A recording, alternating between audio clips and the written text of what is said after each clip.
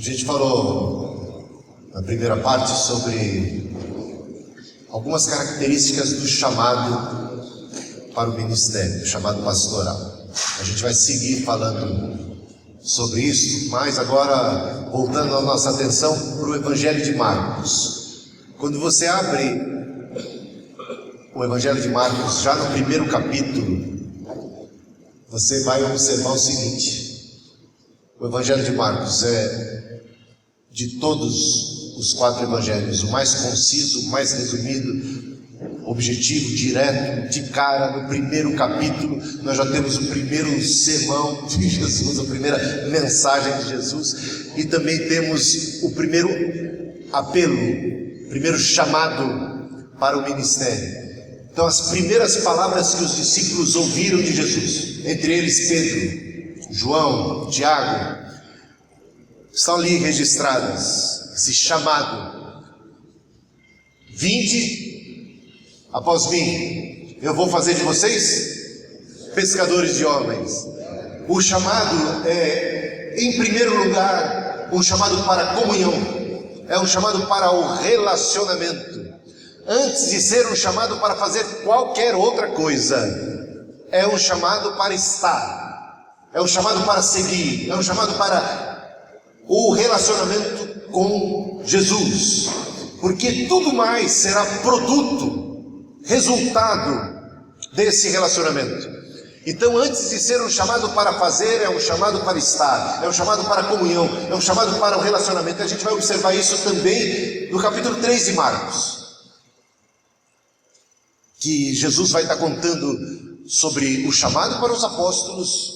Os apóstolos serão ali nomeados, os 12 chamados, e é dito ali que foram chamados para, em primeiro lugar, estarem junto a Jesus, para estarem junto a Ele, e depois também foram enviados a pregar. Então, é um chamado para a comunhão, e a santidade é oriunda do relacionamento com Deus. Ela é nada mais, nada menos do que caminhar com Jesus, do que estar com Deus, porque é nessa comunhão, é nesse tete a tete que a gente vai aprendendo, crescendo, por admiração, por afeição, por estar junto, a gente vai se tornando cada vez mais parecido. A gente recebe de Deus um novo coração, uma nova mente, um novo caminhar, um exemplo, um modelo, um padrão, e nessa caminhada a gente vai sendo feito. Ele diz assim: vinde após mim, eu vou fazer de vocês pescadores de homens. Portanto, ele promete, se a gente obedece esse chamado e segue junto a ele promete nessa caminhada conosco ir nos transformando, nos capacitando, nos instruindo, a ponto de sermos feitos pescadores de homens. Eles eram pescadores comuns e vão se tornar evangelistas. Vinde é o que eles ouvem em primeiro lugar: vinde à comunhão, vinde a mim, eu vou fazer de vocês pescadores de homens. 16 capítulos temos em Marcos. No primeiro capítulo já o primeiro chamado, no último capítulo o último chamado. Já no último capítulo eles já foram feitos pescadores de homens e agora estão sendo enviados. Ide, pregai o evangelho, ide a todo mundo, pregai o evangelho. Ide é o que eles ouvem antes de Jesus subir aos céus. Vinde é o que eles ouviram quando estiveram pela primeira vez com Jesus. Do vinde ao ide temos 16 capítulos, e nesses 16 capítulos nós vamos ver de uma maneira sucinta, objetiva, como foi que Deus trabalhou na vida destes apóstolos, de modo a transformá-los em pescadores de homens. Foi um processo. Eles não foram feitos pescadores de homens da noite para o dia, não foi numa tacada só. Já muita coisa aconteceu quando encontraram Jesus, já não eram mais os mesmos, mas precisaram crescer na graça, crescer no conhecimento, serem feitos. Houve muita necessidade de transformação continuada, diária. E quando a gente fala então do Evangelho de Marcos, a gente percebe que existe esse vinde, com a promessa de sermos feitos pescadores de homens, e termina no ide, concluindo-se que sim, de fato foram feitos pescadores de homens. Agora Cristo confia a eles o ministério de pregar, de difundir a palavra. E há um processo. E o capítulo 8, e aí eu convido você a abrir a sua Bíblia no capítulo 8, está exatamente no meio. Se o livro tem 16 capítulos, o capítulo 8º é o capítulo central. Capítulo 8 é um dia na vida de Jesus.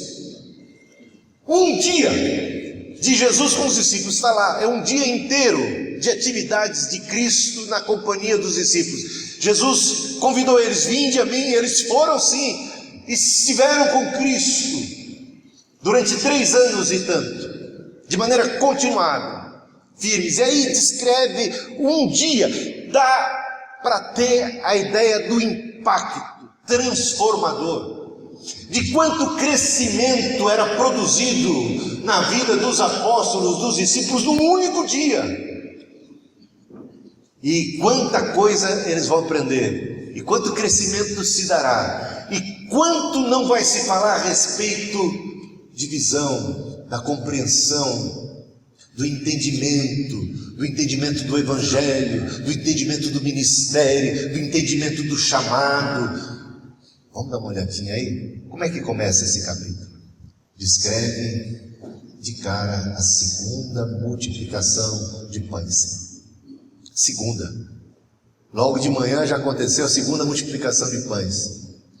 Então quer dizer que o milagre não precisa acontecer uma única vez, né? O milagre pode se repetir. A gente pode contar com Deus de maneira continuada. Deus presente.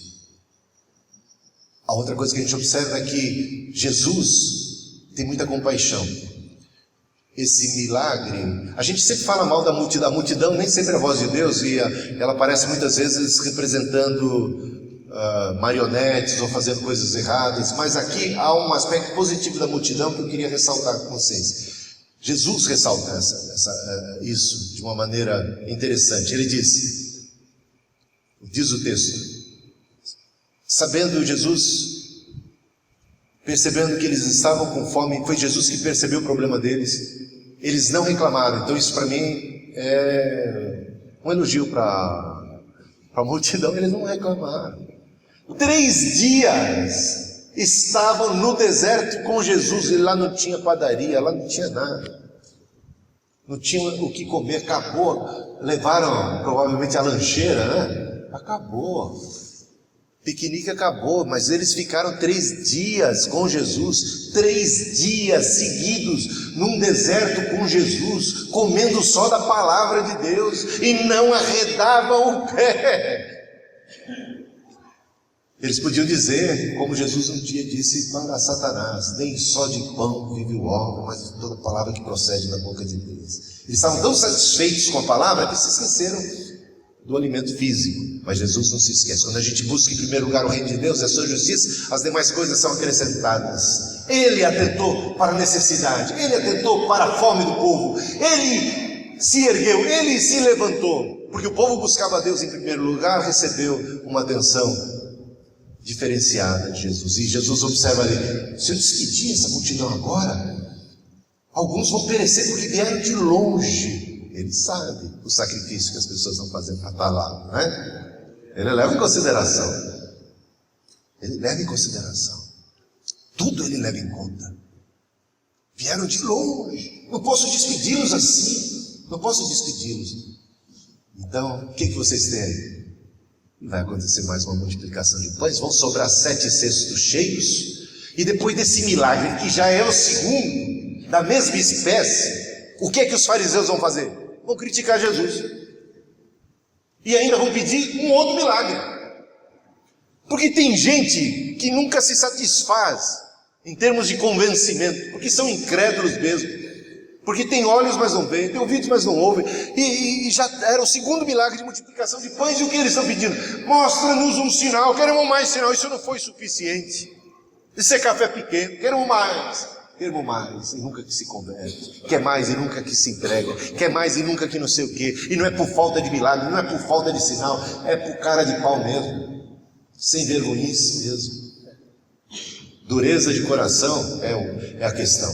E aí Jesus adverte os discípulos: cuidado com o fermento dos fariseus. Jesus está ensinando. Cuidado com o fermento dos fariseus, cuidado com a incredulidade. Aprendam, porque os milagres também são pedagógicos. Os milagres não estão apenas resolvendo um problema, eles estão sinalizando coisas grandiosas a respeito de quem Deus é, a respeito do seu poder, a respeito da sua provisão, do seu cuidado. E a gente tem que aprender. E os discípulos então são advertidos por Jesus e entram no barco, e Jesus convida eles, porque tem mais o que fazer esse dia, só está começando. E começou muito bem com a multiplicação de pães. Segunda, 2 multiplicações de pães, 2 sinais. Os discípulos entram no barco, e pelo jeito os discípulos não levaram pão, e eles ficaram tão ocupados dando de comer para a multidão, que esqueceram eles mesmos de comer. Eles também estavam com fome. E daqui a pouco o Pedro pergunta para o João: João, e aí, você trouxe pão? Acabei não fazendo uma boquinha, tão ocupado lá servindo. Aí o João falou assim: não, Pedro, eu pensei que você tinha trazido pão. Eu também estou com fome, ninguém comeu. E começaram a discutir: mas era para você ter trazido pão. Sobrou 7 cestos e ninguém trouxe. Por que você não trouxe, Felipe? Por que você não trouxe, Tiago? E aquela confusão estabeleceu-se ali dentro do barco. Discutiram. Minutos depois, a segunda multiplicação de pães, o que nós vemos é os discípulos discutindo porque falta pão. Quem é que já recebeu um grande milagre de Deus na sua vida? Levanta a mão. Um milagre de provisão. Basta o próximo perrengue e já estão lá marido e mulher discutindo, botando uma culpa no outro, que falta pão. E agora o que nós vamos fazer? E o que será de nós agora? Ai. Pode um negócio desses? Minutos depois da segunda multiplicação de pães, os discípulos estão discutindo porque falta pão. Então não aprenderam nada. E aí Jesus pergunta: vocês lembram da primeira multiplicação de pães? Intelectualmente falando? Sim. Você tem memória? Pode dar testemunho? Posso. Agora a questão é: o que essa memória tem a ver com o seu momento presente? Ela não te diz respeito, ela não dá para você conforto, não te anima o coração, seu coração não está cheio de fé, porque o mesmo Deus que operou no passado continua Deus vivo, presente no momento. Então está na ponta da língua. Quantos cestos sobraram? 12, Jesus. E estão discutindo que falta pão. E agora, recentemente, minutos atrás, houve uma outra multiplicação de pães. Quantos cestos sobraram? Eles sabem, 7. Sabem, mas estão discutindo porque falta pão. Sabem, mas não estão trazendo esse conhecimento. Quero trazer a memória que pode me dar esperança. Não trazem a memória aquilo de modo a dar esperança, a dar força para enfrentar o desafio do presente. Não estão entendendo as coisas, não estão aprendendo, estão com dificuldade na sua caminhada. E Jesus os repreende duramente. Como é que vocês não enxergam? Como é que até agora vocês não puderam discernir as coisas? Como vocês não conseguem ver? Vocês não estão entendendo? Essa é a chamada. Última frase de Jesus no barco: como é que vocês não conseguiram entender, enxergar até agora? Chega do outro lado, o que acontece? Uma cura. Quem é que aparece? Um cego. Problema tremendo. A última repreensão de Jesus: como é que vocês até agora não enxergam? O que vai aparecer? Um cego para ser curado. E vai ser curado da forma mais extrema. Você não vê isso normalmente nas curas de Jesus. Vai ser curado em 2 momentos, em 2 etapas, com 2 toques. 2 multiplicações de pães, 2 toques. Última palavra de Jesus: como é que até agora vocês não enxergam? O cego é curado no primeiro momento. Como é que você enxerga? Eu estou enxergando. Antes eu era cego, os discípulos também, antes de encontrarem com Jesus no primeiro momento, completamente cegos, em trevas. Já vem, mas vem claramente? Ainda não. Está entendendo que ele precisa de um segundo toque? Jesus está trabalhando na vida deles. O cego, Jesus pergunta para ele: como é que você está vendo agora, depois do primeiro toque? Eu vejo homens como se fossem árvores. E Jesus percebe que ele não está vendo do jeito que devia ver. Ele já tem luz nos seus olhos. Ele já não é um cego como era antes, mas ele ainda não enxerga perfeitamente. Aí a gente percebe o processo. E esse episódio da cura do cego ilustra a espiritualidade dos discípulos. a cegueira dos discípulos. O segundo toque, Jesus dá no cego e pergunta para ele: e agora, como é que você vê? E ele responde: agora eu vejo tudo perfeitamente. Esse é o propósito, esse é o alvo. Depois desse episódio de cura, está acabando o capítulo 8 já, né? Depois desse episódio de cura, essa mensagem vai ser curta. Depois desse episódio de cura, Jesus vai ter um diálogo com os discípulos. E nesse diálogo ele vai perguntar, olha só que interessante, ele vai perguntar assim: como é que a multidão me vê? Como é que a multidão me enxerga? Qual é a opinião dela a meu respeito? Que discernimento tem a multidão a respeito da minha identidade, a respeito da minha pessoa? Quem eu sou para essa multidão? Em outras palavras, o tema da visão continua em pauta. Como é que os outros me veem? Como é que esse povo que me busca, como é que esse povo que me busca me vê? E por que é que me busca? O que é que eles veem em mim? O que é que eles reconhecem em mim? Como é que eles me enxergam? E a resposta, provavelmente Pedro ali respondendo, é: eles te veem com bons olhos, Jesus. O Senhor está, em alta cotação. Eles te veem como um grande profeta, não um profeta qualquer não. Elias, João Batista, os tops. Senhor, o pessoal te considera. Mas a gente sabe que Jesus é mais que um carpinteiro. Lembra do livro? Mais que um carpinteiro. É mais que um carpinteiro. Jesus é profeta? Sim, mas é muito mais que um profeta. Jesus é sacerdote? Sim, mas é muito mais que um sacerdote. Jesus é rei, é o Messias? Sim, mas é muito mais que isso. Ele é o Filho de Deus que se fez carne. Ele é a exata expressão de Deus Pai. É o Deus conosco, o Emanuel. Então a multidão via Jesus, mas via como aquele cego que passou a ver, mas via ainda as coisas nebulosas, não com toda clarividência. E agora a pergunta se volta para os discípulos: e vocês?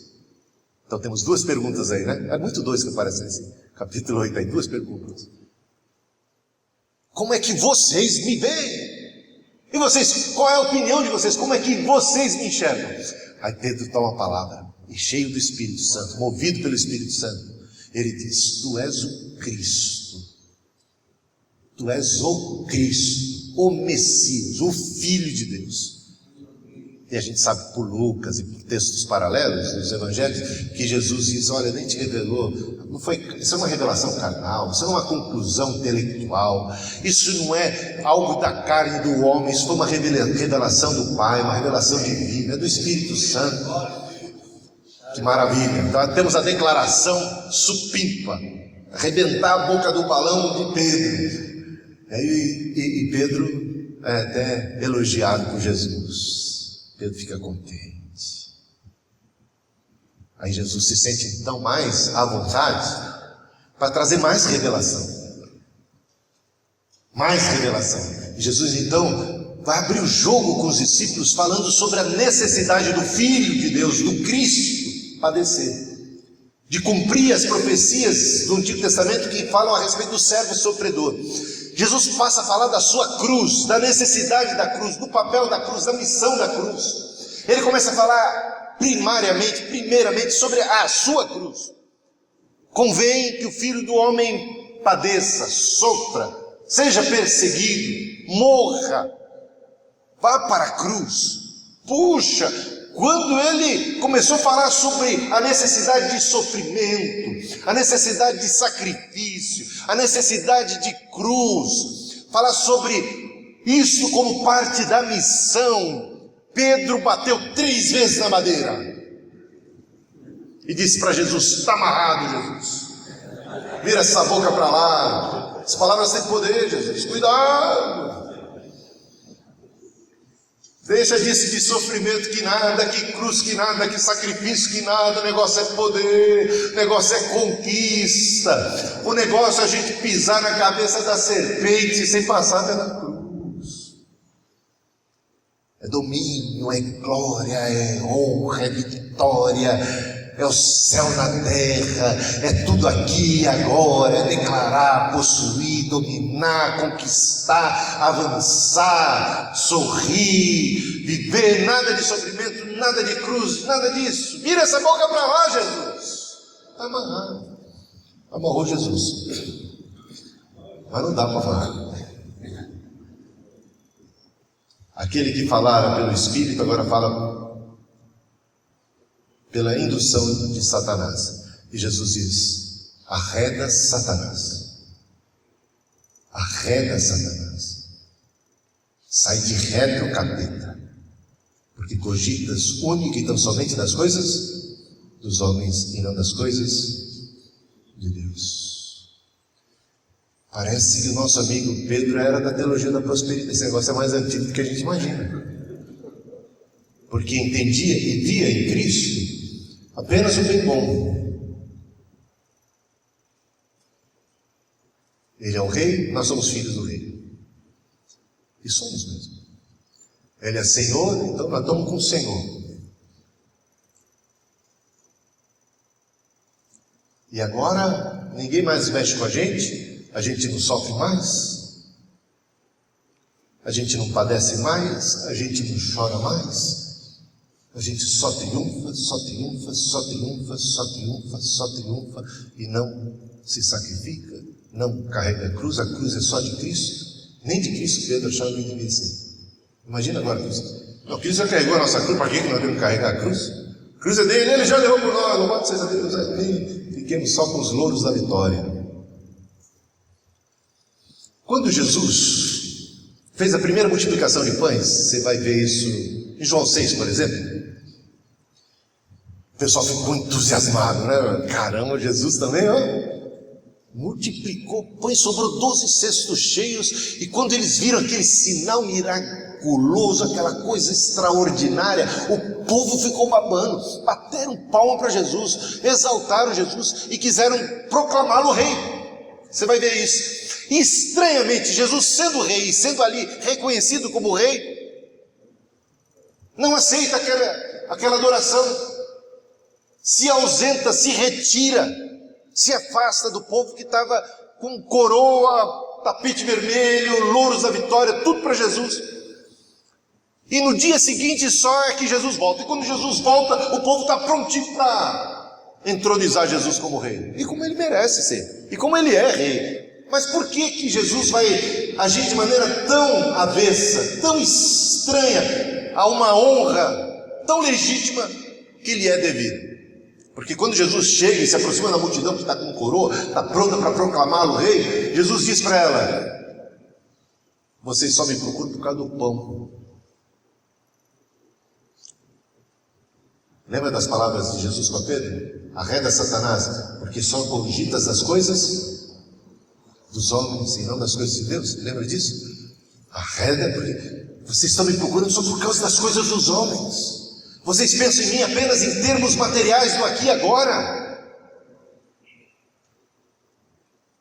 E ele falou: eu sou o pão vivo que desceu do céu. E ele faz um discurso da espiritualidade. O pessoal não gostou dessa história, não. Porque a gente vê campanha hoje para tudo, né? Você não tem campanha dos 40 dias para nos humilharmos na presença de Jesus, campanha dos 7 dias para a gente ser mais santo, campanha do não sei o que contra maledicentes, campanha é só campanha para as coisas desse mundo, gente. Observe o que está acontecendo nos dias de hoje. As pessoas só estão procurando Jesus por causa do pão que perece. Não que Jesus não multiplique, não é isso, não que ele não faça milagres, não que ele não possa resolver nossos problemas, mas olha onde é que está o foco. Olha como Jesus repreendeu a Pedro quando percebe que o foco de Pedro está errado, como a visão de Pedro ainda é distorcida, ele enxerga no outro momento ele já está pisando na bola, como ele vacila. Só me procura por causa das coisas desta vida, só estão me buscando por causa do pão que perece. E quando Jesus faz aquele discurso em João 6, tão firme, tão forte, tão claro, as pessoas não querem saber, as pessoas puxam o carro. Será que essa multidão, como é que essa multidão que hoje está procurando Jesus, como é que ela enxerga Jesus, o que Jesus significa para elas? Será que o mesmo Espírito que estava em Pedro, cogitando apenas das coisas desse mundo, não está sendo aquele que opera nos dias de hoje e faz com que as igrejas estejam cheias? As pessoas querem em Jesus um sócio, um parceiro para o sucesso humano. As pessoas querem em Jesus aquele que vai satisfazer o meu sonho. Vejam as canções, é o meu sonho, é o que eu desejo, é o que eu quero, é o meu plano, é o meu projeto de vida. E Deus é como o abençoador, como aquele que impulsiona a minha carreira, como aquele que impulsiona a minha vida, que me abençoa aqui, que me abençoa ali, e tudo girando em torno do aqui e agora. Não há cruz, não há evangelho verdadeiro. O pessoal puxou o carro, todo mundo foi embora. João 6. Só sobraram os 12. Jesus se volta para os 12. Vocês não querem também puxar o carro? Não querem ir embora também? Aí Pedro também, é altos e baixos. Agora ele está cheio de Espírito. Para onde iremos nós, só tu tens as palavras de vida eterna. Tu és o Cristo, Filho de Deus vivo. Mas de vez em quando eu fico confuso. Que cruz, que nada. Para com isso. E terminamos o texto de capítulo 8, depois da repreensão que Jesus fez a Pedro: arreda Satanás, porque cogitas apenas nas coisas dos homens e não das de Deus. O que é que a gente tem? Dá uma olhada aí. O que é que nós temos, irmãos? Jesus passa a falar. Então, se a gente está falando de dois, aí vamos brincar. São dois chamados, né? Vinde e ide. São duas multiplicações de pães. São duas repreensões de Jesus aos discípulos, uma no barco e agora com Pedro. São duas afirmações de Pedro. São dois toques de Jesus no cego. E agora a gente vê que são duas cruzes também. A cruz de Jesus, que Pedro tentou repreender Jesus por causa dela. Jesus vai mais longe. A cruz não é apenas minha. Quem quiser vir após mim, negue-se a si mesmo, tome a sua cruz e siga-me. A cruz do discípulo. Então o chamado ministerial é um chamado para a cruz. É um chamado para a negação. É um chamado para o sacrifício. Há um preço a ser pago. É um chamado contra o ego, em vez de ser a favor do ego. Como a gente vê a multidão às vezes buscando por uma afirmação do seu ego. Um Deus que afirma o meu ego, afirma o meu individualismo, afirma o meu sonho, afirma o meu plano. Que a gente vai observar: quem quiser vir após mim, e não é obrigado, e ninguém é obrigado, se quiser, há um preço a ser pago. O caminho é o caminho do Senhor, é um caminho espinhoso, é um caminho de cruz, é um caminho de negação, é um caminho de serviço, é um caminho a favor dos outros, é uma vida vivida em favor de uma causa, é uma vida não para a minha causa, não para o meu bem, mas para um bem maior. É uma negação do seu próprio bem, é uma negação do seu próprio sucesso, é uma negação do seu próprio bem-estar, em favor de uma causa, em favor de um Senhor. E a gente sabe, meus amados irmãos, temos lá 1 Coríntios, se não me engano, ou 2 Coríntios, capítulo 4, versículo 14, 15, que diz assim: graças a Deus que sempre nos conduz em triunfo. E às vezes a gente entende mal esse texto. Oh, aleluia! Deus sempre me dá vitória e me faz triunfar. Mas a gente tem que entender o texto dentro do contexto, e dentro daquele contexto, e quem sabe, quem conhece sabe o que eu estou falando. Isso de carregar em triunfo é uma alusão ao que acontecia no Império Romano.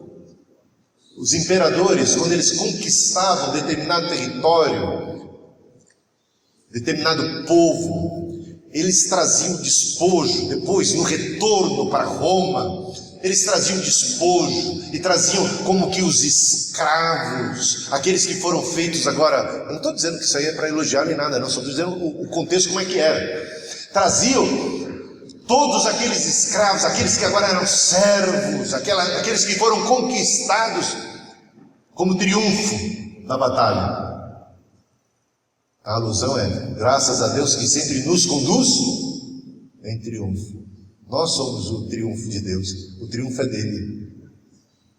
Está entendendo? Nós é que fomos conquistados por Jesus. Nós é que estamos agora a serviço do Senhor. Nós é que nos tornamos seus servos. E Ele nos conduz em triunfo. E a glória e o triunfo sempre será dele. E eu vejo aqui, nunca a glória para nós, né? Nunca a glória para nós. A glória para Ele. Em triunfo dele.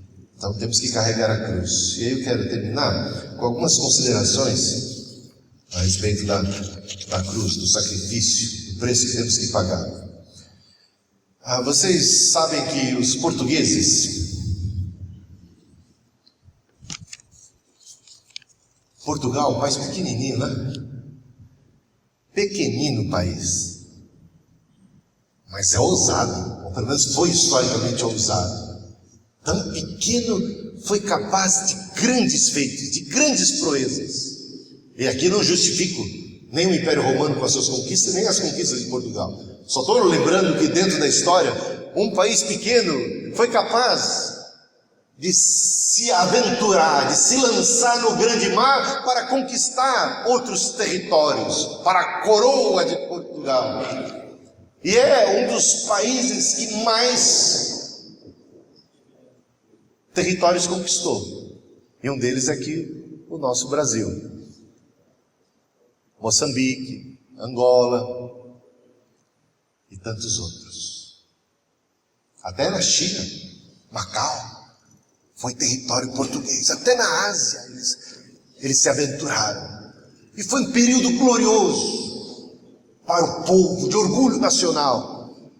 Quanta conquista, quanta aventura de um povo pequeno. Mas para que isso pudesse ter sido um sucesso, para isso ter acontecido, um preço enorme foi pago. Isso não acontece com gente de braços cruzados.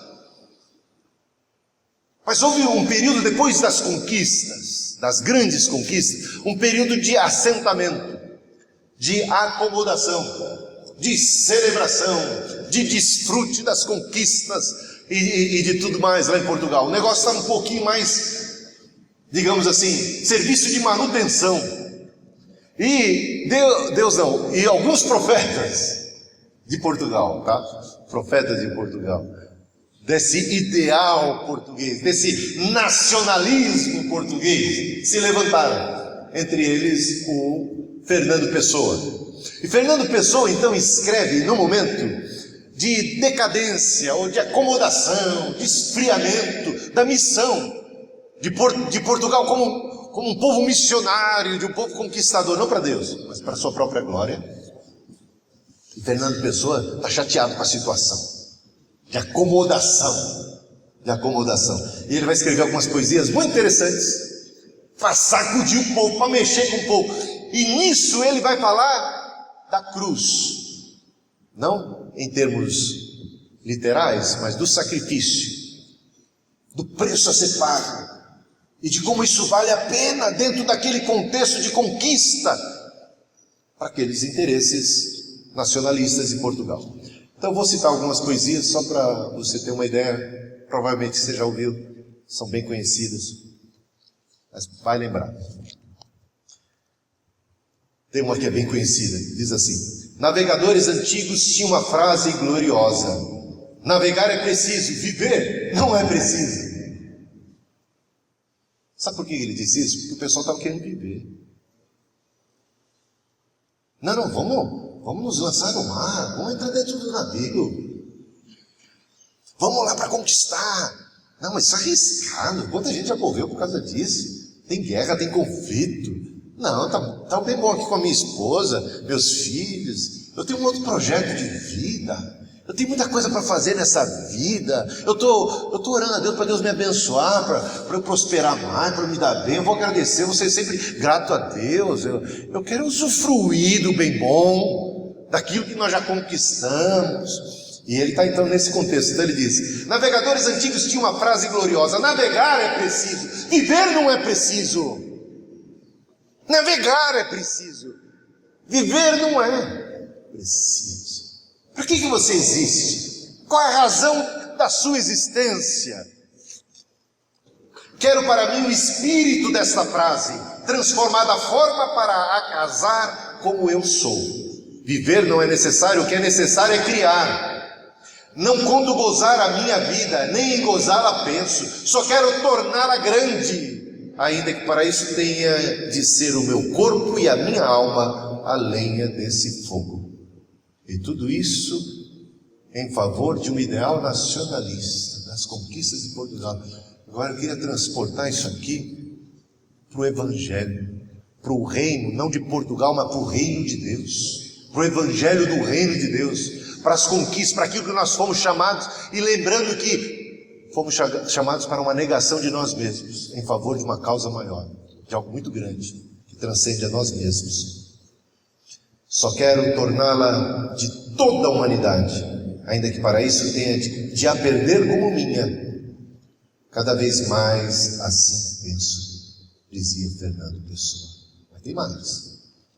Aquela célebre poesia, O Mar Português, ele diz: quantas noivas ficaram por casar, quantas noivas ficaram por casar, para que fosses nós, ó mar.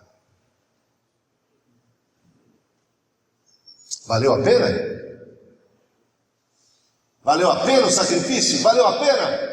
Tudo vale a pena, se a alma não é pequena. É nesse contexto que é dita essa frase. Vale a pena o sacrifício? Vale a pena a cruz? Qual é o tamanho da nossa alma? Arreda Satanás, porque cogitas apenas das coisas dos homens e não das coisas de Deus.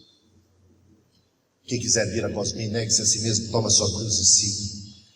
Quem quer passar além do bojador, tem que passar além da dor. Já ouviu falar do cabo da tormenta? É disso que está falando. Passar por aqueles lugares, é o cabo da tormenta lá na África do Sul, Vasco da Gama e tantos outros navegadores. Quem foi que... Agora já me falo. O Américo Vespucci, sei lá, esse foi... Não, tem outro grande navegador. Não, tem um outro. Vasco da Gama tem um outro. Nem esqueci. Ele dobrou o cabo da Boa Esperança, meus irmãos. Mas morria, era muita gente na tentativa para alcançar as Índias, para alcançar a Ásia, para ir para outros territórios. Mas quem quiser passar além do bojador, tem que passar. Não foi o Colombo, não. Foi um outro. Esqueci. Não, esse é português, veio daqui do Brasil. Mas tudo bem, gente, o importante é saber que teve alguém que dobrou esse cabo da Boa Esperança, que por causa da fé, da confiança, desse ideário, desse ideal, foi capaz de passar além da dor. Porque quem quiser passar além do bojador, tem que passar além da dor. Que loucura, perder a vida. Que loucura, vale a pena? Tudo vale a pena se a alma não é pequena.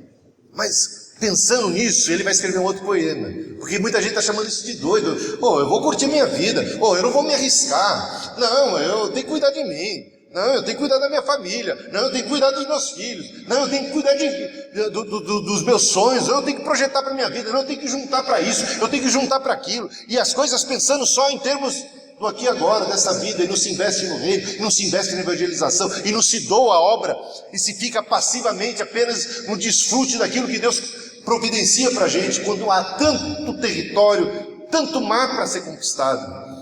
E ele então responde àqueles que o chamam de louco. Ele disse: louco? Louco sim, louco porque quis grandeza, qual a sorte a não dá. Não coube em mim minha certeza.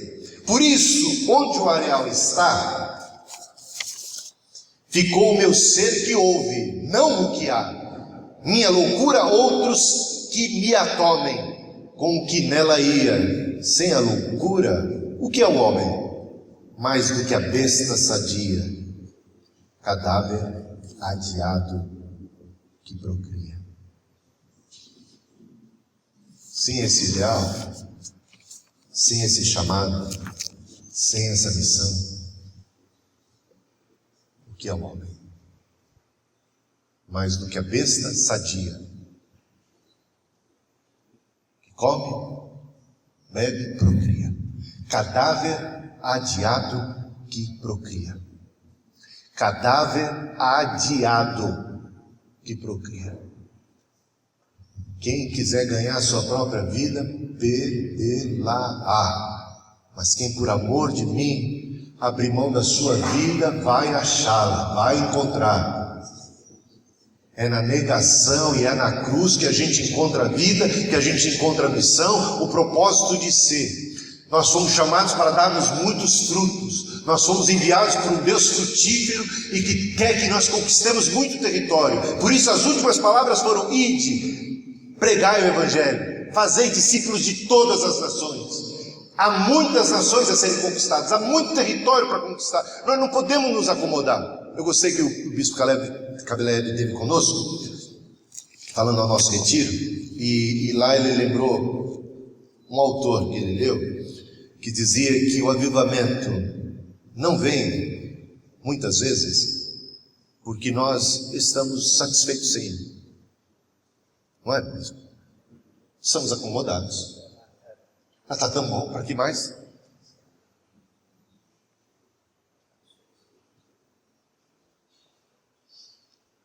Acho que a gente precisa entrar em crise, não é? Então, a crise da cruz.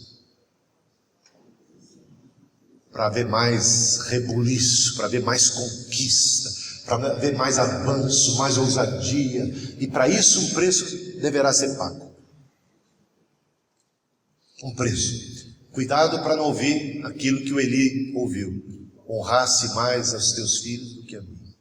Honrasse mais a tua esposa do que a mim. Não estou convidando ninguém a desonrar filho e a não amar a esposa. Mas não mais do que a Deus. Não mais do que a Deus, não mais do que a missão. Irmãos, a missão em primeiro lugar na nossa vida. Porque Deus não se separa Deus da sua missão.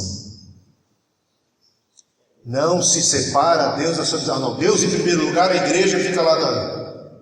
Eu não gosto daquela história. Acho estranho. Prioridade. Deus em primeiro lugar, a família em segundo, e a igreja fica depois. Não, tudo tem o seu lugar, mas não se separa Deus da sua igreja. Ele é o cabeça da igreja, e a igreja tem uma missão nesse mundo, e essa missão tem que ter o lugar número um na nossa vida. Na nossa vida tem que ser o lugar número um. A gente tem que botar, como diz os jogadores de futebol, na gíria do futebol, o coração na ponta da chuteira. Para a missão. Servo de Deus, aprendendo com Jesus. A família vai ser abençoada quando a gente priorizar Deus no nosso ministério. E se a família se tornar um empecilho,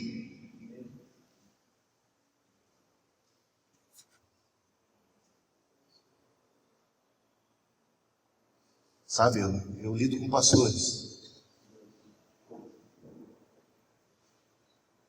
Alguns já chegaram para mim, no final da vida, e disseram: minha esposa foi um obstáculo no meu ministério.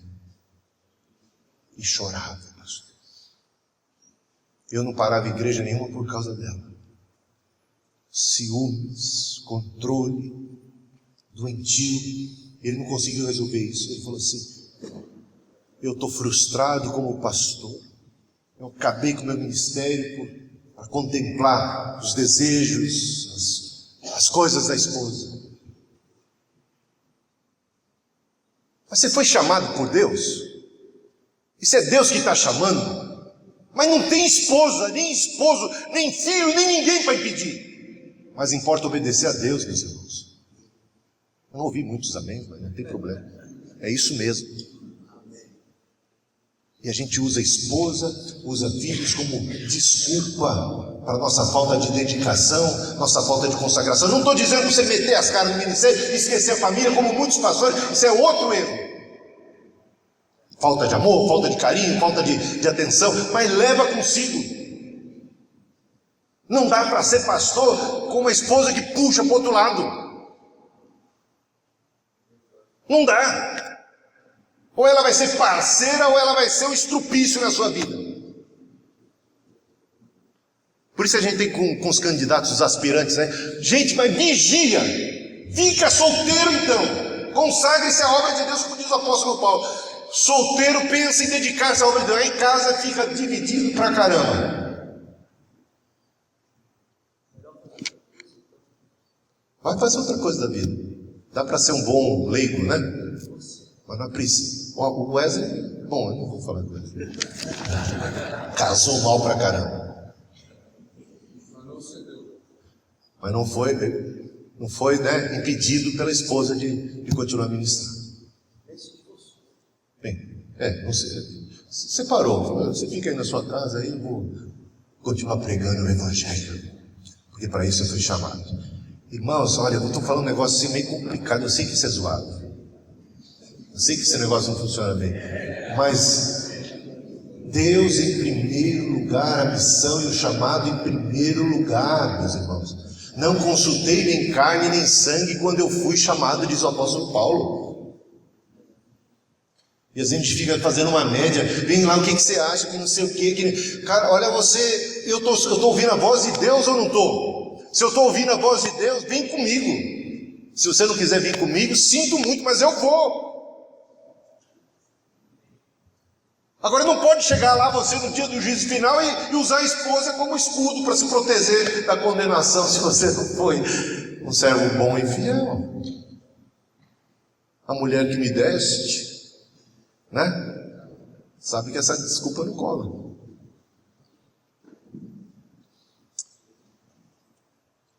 Deus ajude você aí onde você está no seu contexto.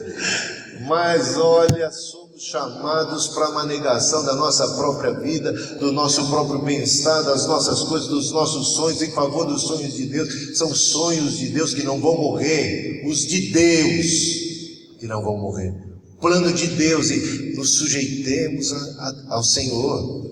E há um preço a ser pago para passar além do bojador, tem que passar além da dor. Não podemos cogitar só das coisas do mundo, as coisas transitórias e passageiras. A gente tem que estar com o nosso coração pulsando pelo Evangelho, pulsando pelas coisas de Deus. Se não há mais paixão, a gente tem que se prostrar diante de Deus e falar: Senhor, eu não te amo mais, Senhor, eu não sinto mais, o Evangelho não me diz mais, Senhor, tem misericórdia, me quebrando meu coração, faz alguma coisa. Eu não posso continuar sem paixão, eu não posso continuar sem essa coisa que não me impulsionou, que me chamou. Eu tenho que ter isso.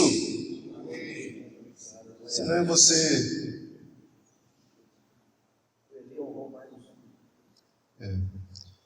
parecido com ele. Eu vou cuidar de mim, das minhas coisas. Pastor com medo de ser mudado, medo de designação, de mudança de nomeação, mudança de não sei das quantas. Não tenha medo. Se você foi chamado, eu ouvi uma coisa maravilhosa aí. Alguém foi para aquela igreja lá que parecia que era o castigo, né? Tangará da Serra. Mas se foi nomeado por Deus, vai transformar em Tangará da Serra num manancial de bênção. Não é isso? Quando eu volto para a igreja metodista livre, lembra aquela história? Fui lá e tal. Aí o pastor, o superintendente me chamou de novo para a metodista livre. Para voltar, agora você retorna? Estou retornando. Ele nem sabia do que eu tinha passado. Estou retornando. Aí ele falou assim: tem 3 igrejas para te enviar. Uma era a igreja mais importante, a maior, em número de pessoas na metodista. Interessante, né? A outra era uma igreja média. E a terceira era Tangará da Serra.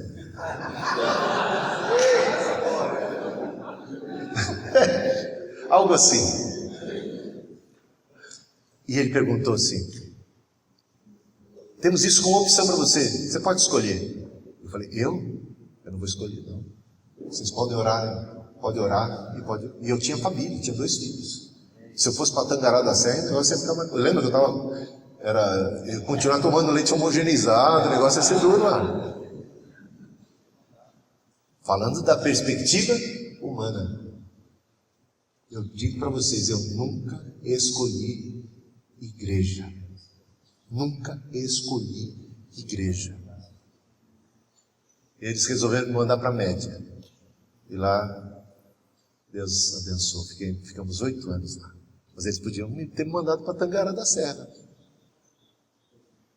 O que eu quero dizer é que a gente não tem que ter medo. Se Deus está conosco, se Deus é por nós, se Ele está nos enviando, os recursos vão seguir. Vão seguir a obra de Deus. Gente, o que importa, o que Deus quer com os dispenseiros é que eles sejam achados fiéis, sejam encontrados fiéis. A única coisa que temos que preocupar-nos é se o nosso coração está fiel a Deus. É só isso. O restante Deus proverá, o Senhor proverá. Cadê o cordeiro? Cadê isso? O Senhor proverá. Uma outra época eu estava numa igreja boa, dizimistas assim, poderosos. Tinha lá um que era diretor de banco. Diretor de banco. E ele não era o dizimista mais forte, não. Eles concorriam a fazer um disputa para ver quem é que dava mais dízimo. Eu falei, tudo bem. Deixa. Não vou brigar por causa disso, não. Quem tem mais poder que não sei o quê. Problema meu. Vai prestar conta diante de Deus. Mas eles ficaram chateados comigo, os poderosos da igreja. E disseram, eu não era bispo naquela época, disseram assim, nós pagamos o pastor da igreja, que era tempo integral, tem casa, tem salário, e ele fica cuidando de quem não é dizimista. Ele dá atenção para os visitantes, ele só se preocupa com os novos. Eu era uma ciumeira. Gente, eu tive mais problema na minha vida com gente que gostava de mim do que com gente que não gostava. Eu não sei se você tem essa experiência. Que a pessoa quando gosta demais da gente, é uma ciumeira, porque eu dava atenção para os outros, e aí eles vieram me questionar uma vez. Aí eu falei assim, estou dando atenção para os outros, porque vocês que são os mais experientes, não estão fazendo isso, e vocês é que deviam estar acolhendo. Então se vocês querem que eu dê mais atenção para vocês, me ajudem a cuidar dos outros, vai sobrar mais tempo meu para vocês. Mas uma ciumeira, e ficou o negócio também, um tradicionalismo que eles tinham, negócio do jovem de som. Sei que se voltar, eles usaram tudo contra mim, me levaram até lá para a comissão de disciplina da igreja, para me tirar da igreja, para me disciplinar, porque eu não compreendia a cultura da igreja. Eu dava atenção mais para os jovens, eu não pastoreava os líderes e coisas assim. Eles fizeram uma greve de dízimo. Faz muitos anos, muito tempo isso aí. Eu não sei. Vamos supor o seguinte, que a arrecadação da igreja fosse 15 mil naquela época, muito tempo atrás. Caiu para 1/3, 5 mil. Assim, de uma hora para fazendo greve, vamos derrubar o pastor. E aí eu ouvia dizer, os dizimistas fortes da igreja estão dando uma lição no pastor. Fizeram greve. Aí tinha um aspirante comigo, que hoje é um pastor abençoadíssimo. Estava comigo naquela época. Ele falou, e agora? Pastor Hildo, o que a gente faz agora? Vamos fazer uma campanha, porque a gente tinha comprado uma propriedade do lado, que a gente ia construir um templo para 1000 pessoas, né? Tinha uns projetos lá, o negócio estava avançando, tinha plantado essa igreja do Eldorado que eu te falei, estavam uns negócios assim bons. Agora só que a dívida era alta, né? Caiu assim 1/3, a gente não pagava nem mais o empréstimo que a gente fez para poder comprar o terreno do lado, aquelas coisas. Ficou complicado. Vamos fazer uma campanha, vamos alertar a igreja. Eu falei assim, não vamos fazer nada disso não. Se Deus colocou a gente aqui, se Deus existe, e Ele está nesse negócio, a gente pode chamar de negócio, mas que está na igreja, está conosco, isso não vai ficar assim não. Vem aqui comigo, vamos só orar, não vamos agir como se não tivesse acontecido. Nós temos um Deus que nos defende, a gente não precisa defender nós mesmos não, nós temos um Deus que nos defende. Por isso eu posso me arriscar, eu posso me lançar no alto mar. E fizemos isso, e continuamos tratando todo mundo bem, sabendo que eles estavam com palhaçada, tratando todo mundo e não usando o púlpito para dar recado para ninguém, só a palavra de Deus sendo pregada normalmente. Deixa Deus falar normalmente. e amando. E aí as pessoas falam, eu vou sair da igreja. Eu falei, saia não, daqui a pouco quem sai só é a gente, tem rotatividade, né? Eu vou sair, você fica aí, para com isso. Tentava assim, falar com eles e tal. Naquele mês, primeiro mês de greve de dizimistas na igreja, não sei se você já enfrentou isso, mas foi duro. Primeiro mês, uma irmãzinha simples, a irmã dela tinha morrido e ela ganhou uma herança da irmã. A irmã deu uma herança, deu um dízimo, olha, supimpa, ia arrebentar a boca do balão, superou todas as expectativas, pagou todas as contas aquele mês. Mês seguinte, nós tínhamos alguém que trabalhava na Pfizer. Sabe a Pfizer? Oh, alguém aqui já precisou da Pfizer, alguma coisa? Tem uns comprimidos aí que ela faz muita coisa. Os azuis, que eu estava pensando aqui. A Pfizer, aconteceu o seguinte, a Pfizer, esse cara trabalhou 30 anos na Pfizer, e então ele foi honrado lá, no mês seguinte, o segundo mês, então, ele foi honrado, e ganhou um bônus, pelos 30 anos que ele tinha trabalhado, ele deu um dízimo incrível, que cobria todos os do diretor, do outro, não sei o que, mais não. E no terceiro mês, começou a chegar mais gente na igreja. Tanto é que eles saíram, pararam mesmo de dar dízimo, saíram da igreja, ainda que eu tenha tentado mantê-los, e a igreja seguiu, nunca atrasou um pagamento do empréstimo, nunca atrasou um pagamento do salário, não atrasou nada, não faltou nada, meus irmãos. O cara pensa que é o tal, o cara pensa que é ele que sustenta a igreja. Quem sustenta a igreja é Jesus. Se a gente é servo de Deus e está na obra de Deus, confia no Senhor. Confia no Senhor, você vai ver milagre mesmo. Já falei muito, né? Falei muita coisa. Queria deixar essas considerações com vocês. Espero que isso anime a gente a compreender essa essência do chamado, essa comunhão com o Senhor, e vai ver a bênção acontecendo na família, nos filhos, e na esposa. Não é para contra isso, mas a esposa vai ficar mais feliz de ter alguém abençoado, cheio do Espírito Santo, sério, alegre, porque o fruto do Espírito é alegria, do lado, alguém de confiança, alguém de oração, alguém que ela vai aprender a respeitar, amar, ver que a mão de Deus está na vida. Alguém como minha esposa, quando ela faz uma cartinha, fala, chega, não aguento mais. Ela vai receber um telefonema, ela vai ver um sinal de Deus. Olha, eu estou com aquele irmão, eu estou com aquele servo, ele é meu servo. Vocês não vão ser desamparados. Vocês pensam que vocês estão abandonados só porque estão comendo sopa de feijão e tomando chá, porque o leite homogeneizado era só para os filhos tomar um chazinho? Não, eu estou vendo tudo isso, vale a pena, tudo vale a pena se a alma não é pequena. Tem um sacrifício, tem um preço a ser pago. Aquela igreja que o pastor falava que havia lobo disfarçado de pastor lá, só tinha eu e ele de pastor, que ele orou para eu morrer, que ele me perseguia, onde eu sofria assim e assado. Eu nunca levantei a boca para me defender. Ele falava mal de mim.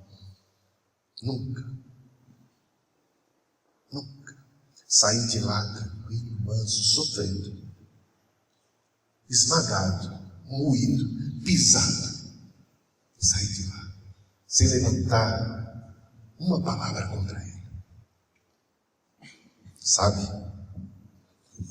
No ano seguinte, foi um outro pastor para lá. Ele ainda era superintendente, líder. Ele aprontou tantas, que todos os pastores daquele distrito fizeram abaixo-assinado contra ele, ele deixou de ser superintendente. Passado um ano, depois ele aprontou mais. A última que ele aprontou apareceu com um diploma falso de doutorado. Acusações de desvio de dinheiro. Assédio sexual e outras coisas mais. Não está mais no Brasil. Há muito tempo. Deus fez a justiça. Ele tinha missões na sua denominação, ambição de cargo, ambição de liderança, ambição de coisas assim. E agiu de maneira carnal.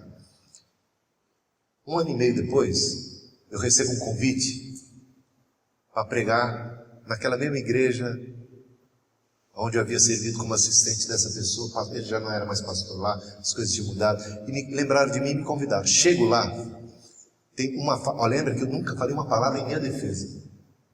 Eu tinha apenas 25 anos quando eu estive lá. Agora com 26, 27, retorno àquela igreja, ainda com um grupo de irmãos da minha igreja, onde eu estava pastoreando, essa igreja média, que é a igreja de Vila Bonilha. Fui lá com um grupo de irmãos. Cheguei lá, tinha uma faixa assim. Fiquei surpreso, uma faixa. Bem-vindo, pastor José. Era meu aniversário, tinha bolo de aniversário. Era da semana do aniversário. Fui tão bem recebido. E aquelas pessoas, até aqueles que eram os braços direitos do outro, que tinham acreditado em todas as mentiras, sei lá o que ele falou, nem sei direito, vieram me abraçar, e um deles, que era o principal, me abraçou, pendurou no meu pescoço e chorava copiosamente, sem parar. Eu nunca falei uma única palavra em minha defesa. O que Deus fez, eu não sei. Só sei que Ele fez. Quis Deus por outros caminhos, e eu nunca quis cargo nenhum de liderança, nunca quis ser superintendente, nunca quis nada. Tá? Pode perguntar para qualquer metodista livre lá, que você vai saber disso. Estou falando, isso aqui está gravado. Eu gravei aqui, depois eu posto. Ele sabe. Nunca. Quando eu fui eleito pela primeira vez vice-superintendente, é porque o vice renunciou, porque o outro não saiu das contas. Do mesmo jeito que eu fui lançado para pregar, fui lançado para esse negócio. E aí depois eu era vice-superintendente, o superintendente no ano seguinte estava doente, deixou, teve uma eleição, fui eleito superintendente. Nunca busquei isso. E aí o concílio cresceu, nós experimentamos em 5 anos 120% de crescimento em 5 anos. Multiplicou assim a 119% o número de membros de igreja, mais que 100% de número de igrejas, e número de membros e pastores. Teve só num concílio, ordenamos 43 pastores num único ano. Nós somos pequenos, né? Mas foi um fenômeno que Deus fez, que levou a gente a essa condição. Eu também, alguns líderes da igreja, naquela época eu sofria com aquela igreja local, um líder saiu da denominação, era um líder forte, saiu da denominação, e falou assim, foi almoçar comigo para me falar com desaforo. Falou assim, eu estou saindo da igreja metodista livre porque na igreja metodista livre não tem líder, não tem liderança. O que você responde a isso? Eu falo, nada, Deus, você está ouvindo? Será que tem mesmo? Será que ele está certo ou que ele está errado? Não sei. Só sei que depois disso, 5 anos, que Deus fez chover sobre a nossa horta em crescimento. E aí, chegamos a esse status lá, que se chama de concílio geral, e ter bispo, eu fui eleito bispo. O que eu estou querendo dizer para vocês? Que não é o que a gente busca. Se Deus está fazendo, se isso é de Deus, ótimo. E se o dia eu deixar de ser bispo? Eu ainda posso fazer visita, não posso? Está entendendo? E se não me der nenhuma igreja para ser pastor? Eles me deixam pregar em praça pública? O mundo é minha paróquia. Porque não foi isso que aconteceu com Wesley? Por que a gente vai chorar porque não recebemos igreja? Gente, quem é que está amarrando a gente? Quem é que está impedindo? Agora eu vou falar de um filho meu. Nossa, eu já tinha que ter terminado há muito tempo. Vocês querem almoçar? Um filho meu chegou para mim, ele é muito querido, eu gosto demais dele, é o caçula, mas ele é muito impetuoso e tal. Pai, eu quero ser pastor. Ele estava lá nos Estados Unidos estudando na faculdade, deixou tudo, ficou 1 ano e meio, 2, deixou. Eu não quero ganhar dinheiro, eu não quero isso, eu quero ser pastor. Matriculou-se no seminário. Eu falei, calma, eu não estou contra o seu ministério não, mas cadê os filhos? Ele é jovem. Estou vendo você ler a Bíblia do jeito que você devia ler para essa. Quem é as pessoas que você tem evangelizado? Não, eu no primeiro dia. Não, cara, quando eu entrei no seminário, eu já estava plantando minha primeira igreja. Não é? E aí? Qual é o testemunho? Eu já tinha evangelizado no colégio, eu já tinha pregado nas casas. Cadê? Eu não estou vendo essa. Então, está um descompasso. Eu não estou dizendo. Ele falou, mas eu tenho essa experiência, olha a experiência que eu tive. Eu falei, amém. Eu acho que foi de Deus mesmo a experiência. Ele teve um chamado profundo para o ministério. Mas calma aí. O chamado não é para ser ordenado pastor, é para o ministério, não é? Se vai ser ordenado pastor ou não, é outra coisa. Agora, eu não estou amarrando a sua mão, não. Você pode servir na igreja. Você pode servir entre os seus amigos. E eu quero ver. E com meu filho eu sou mais rigoroso do que com os outros ainda. Quem mandou ser meu filho? Não tem ser uma capitania hereditária, não. Que não passa a igreja de pai para filho, não. A igreja vai ter que reconhecer seu dom, seu chamado, seu ministério. Eu acredito que os três vão ser, eu tenho 3 filhos, os 3 vão ser pastores. Na hora certa, no tempo certo. Mas o caçula, então todos eles puxam a orelha dele. Ele vai ouvir. Eu falo isso com ele, ele é muito querido. Ele ama muito a Deus, ele é muito emotivo, muita paixão. Mas tudo tem o seu lugar. Pelos seus frutos os conhecereis. Eu quero ver mais fruto. E você não está amarrado para servir, não. Sabe, o mundo inteiro é sua paróquia. A igreja tem que reconhecer e perceber como você é frutífero, como você e Deus em você está fazendo maravilhas. Deus abençoe a todos vocês, abençoe meu filho também, porque ele está namorando direto. Ele falou, pai, e é difícil isso hoje, né? Ele falou, pai, eu quero casar virgem.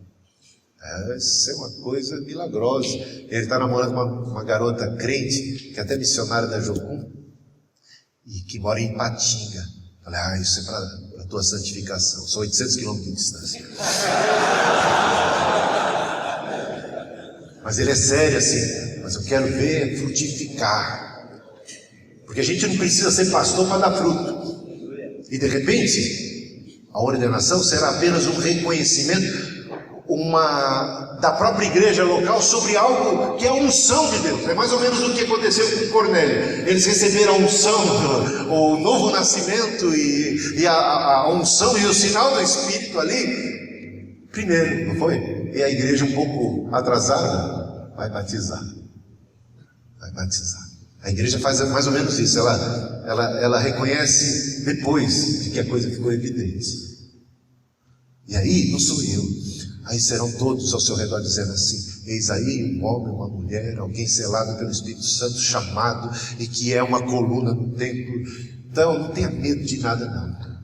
Quem é de Deus não precisa temer nada não. Tem alegria, tem paz. E seja usado e lembre-se de se dedicar e se consagrar à coisa mais maravilhosa que é o chamado. Primeiramente o chamado para estar com Ele, um chamado para pessoas humildes, um chamado para servir, um chamado para a santidade, um chamado para carregar a cruz. Deus abençoe.